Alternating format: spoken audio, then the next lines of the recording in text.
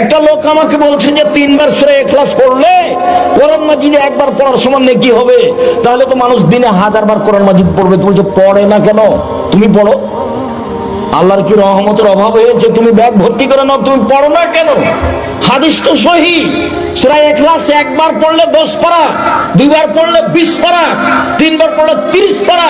মুহাম্মদ সাল্লাল্লাহু আলাইহি ওয়াসাল্লাম বলেছেন 30 পারা। অতএব 30 পারায় চূড়ান্ত পড়ে কে?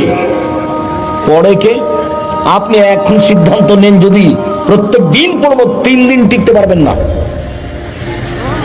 চেষ্টা করেন। হ্যাঁ, তাসবিহ হিসাবে যদি নিয়ে নেন যে ফজরের পরে বসে বসে পড়বই 3 বার সূরা ইখলাস, 3 বার ফালাক, 3 বার নাস, তাহলে আপনার অভ্যাসে চলে আসবে, অভ্যাসে জিকিরের মধ্যে চলে আসবে। আচ্ছা, আর ওই জিকির যদি বলেন তাহলে ওটা আবার 100 বার। লা ইলাহা ইল্লাল্লাহু ওয়াহদাহু লা শারীকা লাহু লাহুল মুলকু ওয়া লাহুল হামদু ওয়া হুয়া আলা কুল্লি শাইইন কাদির, এটা আবার যদি মনে করেন তাহলে 100 বার। তাহলে ভারী হয়ে গেল।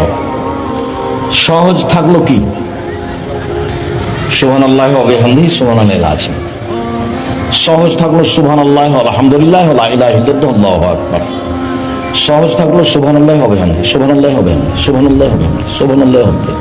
একটু ভারী হলো লা ইলাহা ইল্লাল্লাহু ওয়াহদাহু লা শারীকা লাহু লাহুল মুলকু ওয়া লাহুল হামদু ওয়া হুয়া আলা কুল্লি শাইইন কাদির।